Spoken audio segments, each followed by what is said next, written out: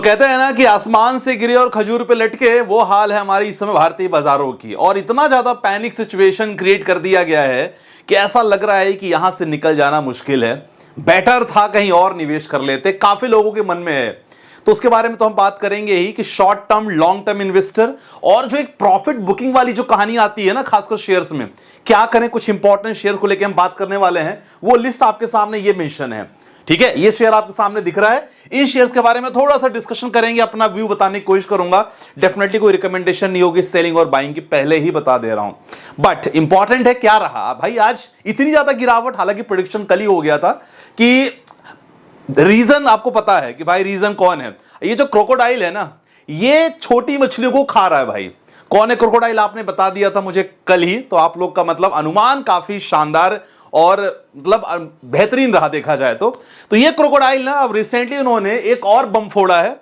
उस बम को लेके बात करेंगे। और सच बता रहा हूं, जब तक ये कहानी चलती रहेगी ना, आपके सारे रिजल्ट्स फीके रहेंगे।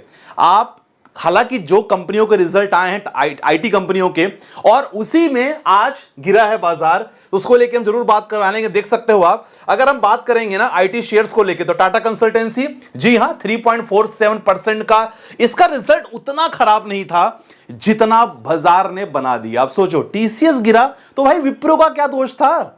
अब यहां विप्रो की बात करोगे तो भाई पैनिक में विप्रो भी गिरावट हुई 2.62%। आप समझ रहे हो। अब देखो यहां पर, इसके बाद हम एचसीएल के बारे में बात करते हैं। भाई टीसीएस तो गिरा, विप्रो भी गिरा, अब साथ ही साथ सब भाई हैं यार आपस में, ये सब एक गिर गए। देखो यहां 1.83% एचसीएल में गिरावट हुई। और यही रीजन रहा कि अगर ओवरऑल और मार्केट की कहानी देखोगे निफ्टी 50, क्योंकि ना आईटी सेक्टर की बात करें तो आईटी सेक्टर में 2-3 कंपनियां ऐसी हैं जो बहुत मतलब वेटेज बहुत ज्यादा रखती हैं, ठीक है। अगर वो गिरावट होती है, और टाटा एलेक्सी, यस, उसका रिजल्ट थोड़ा खराब रहा, जो कल की वीडियो के बाद शायद आया था तो हमने कवर नहीं कर पाए थे, तो वो रिजल्ट खराब रहा। उसकी वजह से आईटी सेक्टर बहुत इंपॉर्टेंट रीजन है गिरने का। निफ्टी 50 आप देख सकते हो 205% की, सॉरी 205 पॉइंट्स की गिरावट निफ्टी 50 में बात करें। वहीं इंडिया के टॉप अगर 30 कंपनी में सेंसेक्स की बात करें, जी हां जबरदस्त मार्केट में क्या रहा, बहुत ज्यादा पैनिक सिचुएशन रहा।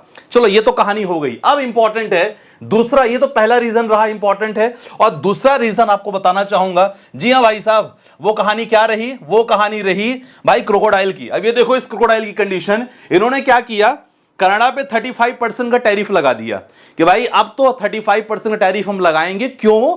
क्योंकि आप हमारे किसानों को सपोर्ट नहीं कर रहे हो, 500% हमसे ले रहे हो टैरिफ, इसीलिए हम तो 35% लगाएंगे। अब आने वाले सिचुएशन में अगर आपने पलटवार किया तो हम 35% और जोड़ देंगे एडिशनल।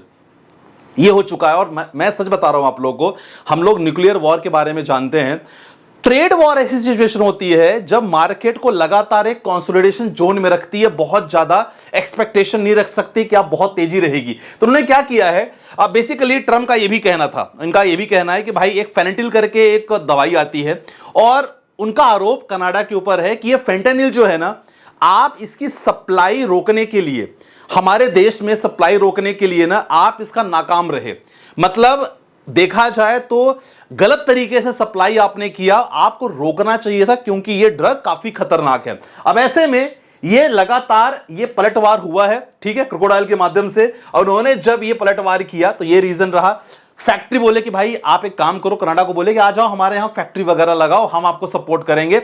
और ये 35% का जो एडिशनल जो है ना ये टैरिफ, ये बाजार को और ज्यादा पैनिक सिचुएशन में कर दिया। तो अब देख रहे हो, मतलब रिजल्ट केवल टीसीएस का आया, डर गए कौन, विप्रो डर गए। कौन और डर गया, विप्रो के बाद एचसीएल डर गया। तो कहानी ये हो गई माय डियर फ्रेंड्स। देखो अब बाकी चीजें क्या रहेगी, अब देख सकते हो आईटी शेयर की कंडीशन क्या रही कि आईटी शेयर का फॉल सबसे इंपॉर्टेंट रीजन रहा। टीसीएस का क्वार्टर रिजल्ट डेफिनेटली बहुत ज्यादा अच्छा नहीं रहा, लेकिन ठीक ठाक था। ट्रंप वाली एक्टिविटी अगर सही नहीं होती, डेफिनेटली बाजार हमारा अच्छा प्रॉपर तरीके से करता। लास्ट में टाटा एलेक्सी की तरफ से कमेंट्री भी आई थी फ्रॉम द मैनेजमेंट, कमेंट्री भी उतनी ज्यादा स्ट्रांग नहीं रही थी।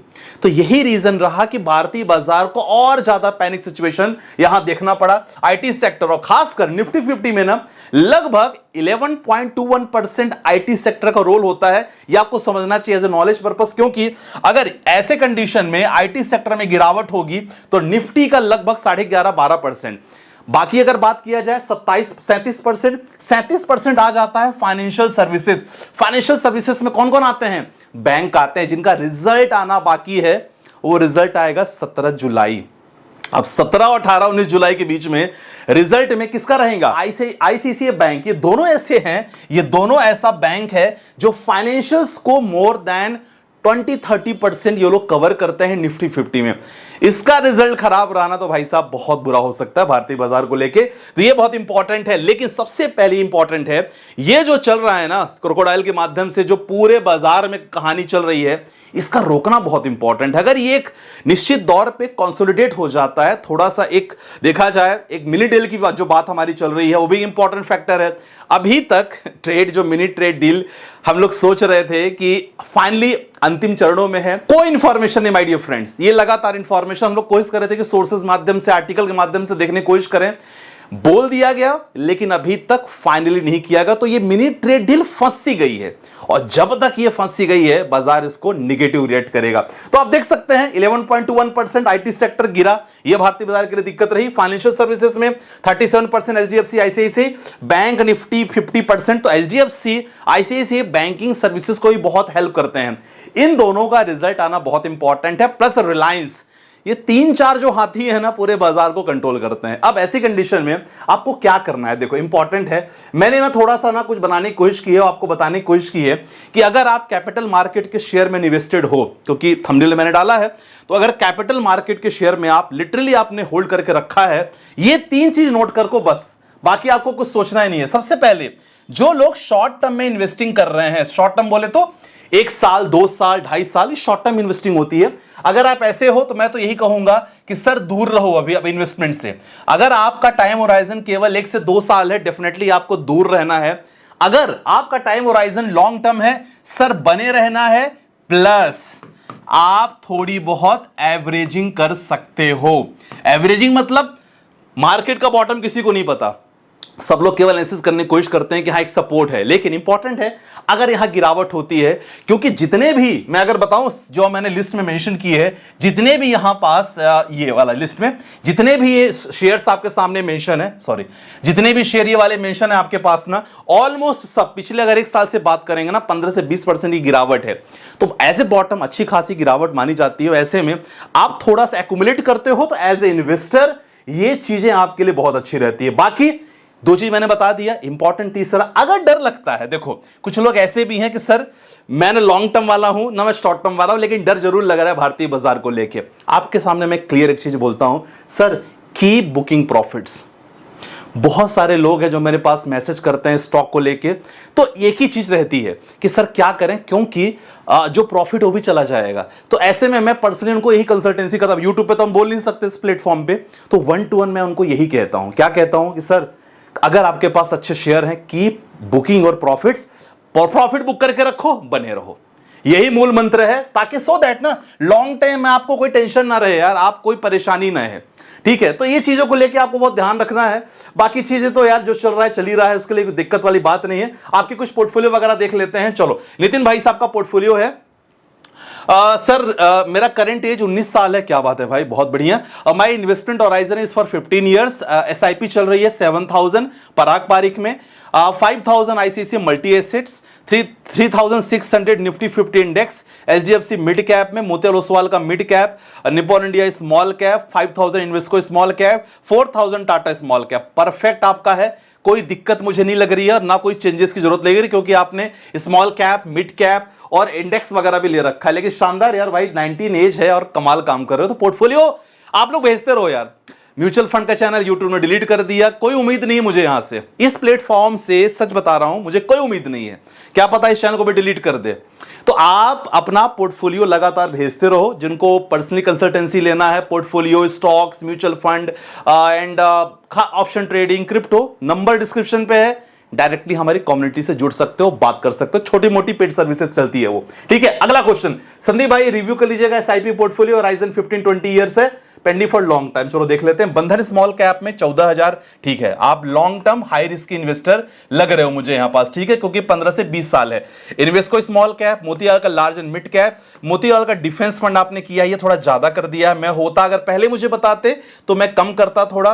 पराग पारिक फ्लेक्सी कैप फंड में आपने 12 किया है, तो अगर इसको चाहो तो 5000 कर सकते हो। बाकी आपका 5000 रहेगा तो कोई एक मिड कैप का फंड ले सकते हो, एचडीएफसी का नहीं, एक्सिस का मिड कैप फंड ले लो, एंड बैलेंस एडवांटेज ले सकते हो, एचडीएफसी का बैलेंस एडवांटेज ले सकते हो, या आईसी प्रूडेंशियल का लार्ज एंड मिड कैप का एसेट्स फंड आता है जो खासकर वो ले सकते हो। ठीक है, चलो अगले क्वेश्चन लेते हैं। अगला क्वेश्चन है, सर मेरी एज 30 साल है, 15 साल से इन्वेस्टमेंट करना चाहता हूं, 10,000 के एसआईपी करना चाहता हूं, 10% का स्टेप अप है, बहुत बढ़िया है। Nippon India small cap, Quant, tax saver fund, Parag Parikh, Motilal का मिड कैप, नेवी 50 इंडेक्स फंड। ठीक है, कोई बात नहीं, आपने स्मॉल कैप लिया है, फ्लेक्सी कैप लिया है, मिड कैप लिया है, कंटिन्यू चलने दो।